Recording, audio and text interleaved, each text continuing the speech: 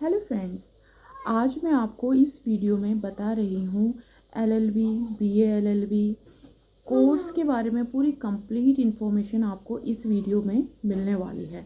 तो ज़रा भी आप जो है स्किप बिल्कुल मत कीजिएगा, क्योंकि आपको जितने भी आपके डाउट्स हैं वो इस वीडियो में ख़त्म हो जाएंगे। अगर आप ये कोर्स करने वाले हैं तो सबसे पहले क्या क्वालिफ़िकेशन चाहिए। देखिए, अगर आपने 12th कर रखी है तो भी आप 5 ईयर का कर सकते हैं कोर्स एलएलबी का, जिसे बीए एलएलबी के नाम से जाना जाता है। अगर आपने ग्रेजुएशन कर रखी है किसी भी स्ट्रीम से, चाहे कॉमर्स हो, आर्ट हो या साइंस हो, तब आप 3 साल का जो है एलएलबी कर सकते हैं। ठीक है, ये तो बात थी ड्यूरेशन की कि कितना, मतलब क्या इसके लिए एलिजिबिलिटी चाहिए। अच्छा, इसमें आपके मार्क्स कितने होने चाहिए? लगभग आपके 50% मार्क्स होने चाहिए। बाकी इसमें कोई इसमें बाउंडेशन नहीं है। ठीक है, और इसमें आपकी एज का कोई क्राइटेरिया नहीं है। इसमें अगर आप 30 ईयर्स के हैं, 40 ईयर्स के हैं, 50 के हैं, 20 के हैं, आप एलिजिबल हैं, आप इसमें एंटर कर सकते हैं। अब यहाँ पे जैसे कि दिल्ली यूनिवर्सिटी है, काफ़ी जैसे जानी मानी यूनिवर्सिटीज़ होती हैं, उनमें आपको एंट्रेंस टेस्ट देना होता है।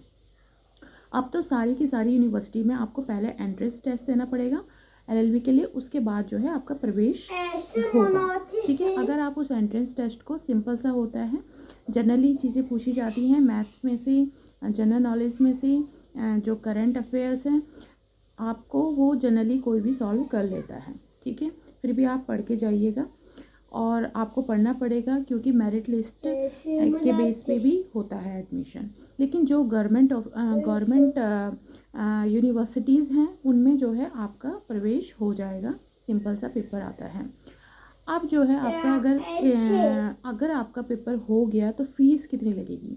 फ़ीस का स्ट्रक्चर 85,000 से लेकर आपका 2.5 लाख या 3 लाख तक आपका जो है इसमें बजट लगेगा। पूरे कोर्स की फ़ीस बता रही हूँ, चाहे आप बीएलएलबी के हैं या फिर एलएलबी के हैं, पूरे कोर्स की फ़ीस बता रही हूँ।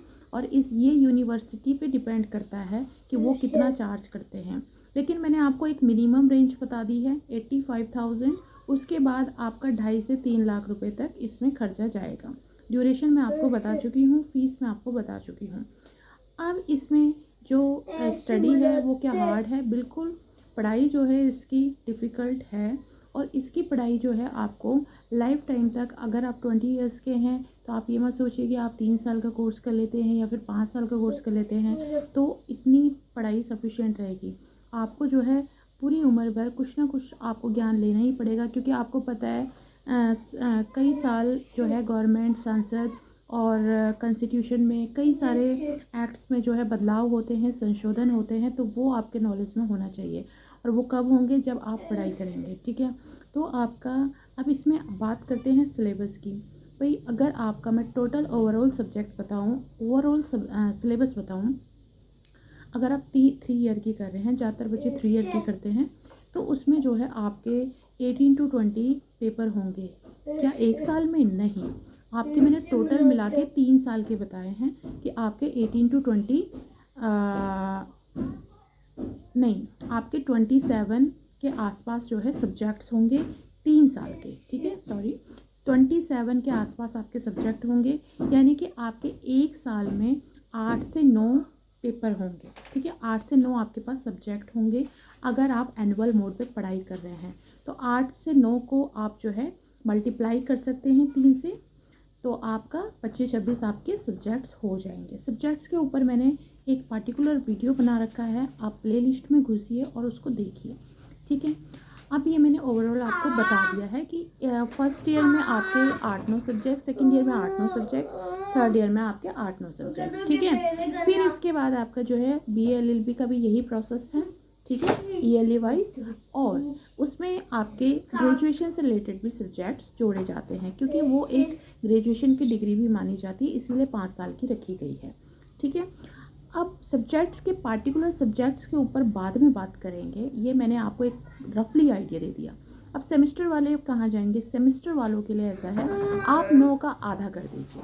4 सब्जेक्ट्स जो हैं आपके सेमेस्टर में आएंगे। टोटल आपके जो सेमेस्टर होंगे साल में वो आपके 6 जो है 5 या 6 सेमेस्टर होंगे, उसमें जो है आप सब्जेक्ट को डिवाइड कर सकते हो। ठीक है, ठीक है।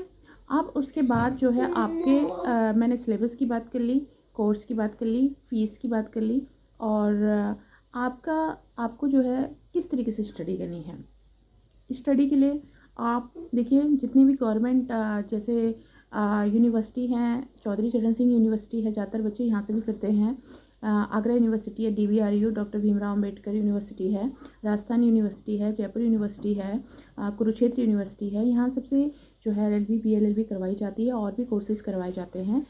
इसमें जो है आपको अगर आपको नोट्स अगर कॉलेज प्रोवाइड करता है, वेल एंड गुड है। नहीं तो कुछ बच्चे जो है पतली पतली कीज़ यानी कुंजियों से भी तैयारी करते हैं, उसमें से कुछ बच्चे पास भी हो जाते हैं। लेकिन मेरा ये आइडिया रहेगा आपके लिए कि आप जो है गाइड से यानी प्रॉपर आप बुक से स्टडी करें, ताकि आपको आगे के लिए परेशानी ना हो। हाँ ठीक है, लिखो, यहाँ पे लिखो, ठीक है। फिर इसके बाद जो है आपका सब्जेक्ट जो है, इसमें जो मेन सब्जेक्ट हैं वो कौन से हैं। आपके बच्चों के माइंड में ये भी क्वेश्चन आते हैं कि क्या इसमें सेक्शन ही सेक्शन यानी कि धाराएं भरी हुई हैं। नहीं, धाराएं हैं, सेक्शंस हैं, लेकिन उनके लिए पार्टिकुलर सब्जेक्ट्स बनाए गए हैं। ठीक है, क्योंकि LLB में बिना धाराओं के काम नहीं होता है, क्योंकि उसको पार्टिकुलर एक कोड दे रखा है, उसके अंतर्गत जो है कोई सज़ा सुनाई जाती है या फिर कोई प्रक्रिया चलाई जाती है, तो उसके लिए एक पार्टिकुलर एक धारा बनाई गई है। तो वो ज़्यादातर आपको जो धाराएं मिलेंगी वो मिलेंगी आपको IPC के अंदर, इंडियन पैनल कोड, भारतीय दंड संहिता के अंदर, और आपको मिलेंगी आपको CRPC के अंदर, ठीक है, क्रिमिनल प्रोसीजर कोड के अंदर, और आपको धाराएं मिलेंगी CPC के अंदर, सिविल प्रोसीजर कोड, व्यवहार संहिता, CRPC जो दंड प्रक्रिया संहिता है, और आपको मिलेंगी धाराएं कॉन्स्टिट्यूशन ऑफ इंडिया में। आपको धाराएं नहीं मिलेंगी, आपको इसमें अनुच्छेद मिलेंगे, अनुच्छेद, सॉरी मैं हिंदी का वर्ड बोल रही हूँ। इसमें आपको जो है प्रॉपर आपको दूसरे तरीके से जो कि आपको 232 का ऐसे इस तरीके से आपको जो है मिलेंगे आर्टिकल्स कह सकते हैं आप। तो इस तरीके से आपको धाराओं के अंदर ही आपको जो है स्टडी करनी है। आप बुक्स पढ़ेंगे, जब बेयर एक्ट्स पढ़ेंगे आगे चलकर, तब जाके आपको इस चीज़ का ज्ञान होगा। ठीक है, अभी वो आगे की बातें हैं। अभी सिर्फ आप जो है अपनी स्टडी कर सकते हैं। जो आपका कॉलेज होगा वो आपको सारी चीज़ें प्रोवाइड करेंगे, वो आप उनसे संपर्क कर सकते हैं, उनसे पूछ सकते हैं कि किस तरीके से जो है हमने कहाँ से बुक्स लेनी है, कहाँ से हमने पढ़ाई करनी है। अगर आप प्रॉपर जो है यूनिवर्सिटी यानी रेगुलर ही होता है ये कोर्स, रेगुलर वैसे मानने के लिए रेगुलर कोर्स है, लेकिन आजकल आपको पता है क्या होता है, डिस्टेंस मोड पे भी आप स्टडी कर सकते हैं। सिर्फ आपका जो है अटेंडेंस लगता है वहाँ पे, ठीक है, और अटेंडेंस पूरी हो जाती है, और उसके बाद आपको सिर्फ एग्ज़ाम देने के लिए जाना होता है। लेकिन जो जानी मानी यूनिवर्सिटी है वहाँ पे आपको प्रॉपर और डिस्टेंस मोड पे भी आप जब जाना चाहें आप कॉलेज जा सकते हैं। अगर आपको, लेकिन उसे हम डिस्टेंस मोड नहीं कहेंगे, रेगुलर मोड ही हम